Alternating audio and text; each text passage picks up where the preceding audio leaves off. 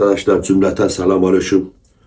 Şimdi bu sade yağımız yani sarı yağ. Bunu Kars'ta bütün yöresel ürün satan arkadaşlardan temin edip alabilirsiniz.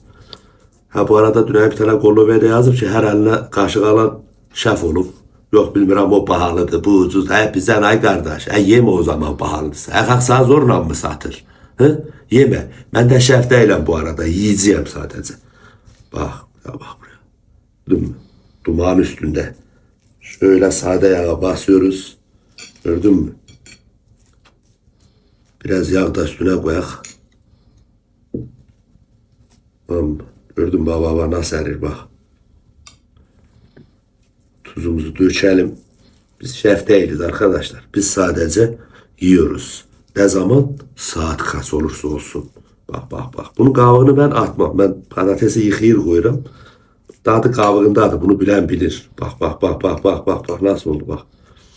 Görüyor musun? Kimse zorla lokantasında gel yemek ye demir. Kimseye de ısrarla gel bizim lokantada ye ne olar demir. Yeme kardeş. Madem her yer sana bağlıca oturman için böyle evinde ye, tamam mı? He? Saat kaç olursa olsun ben yerim abi. Bana afiyet olsun, size iyi günler.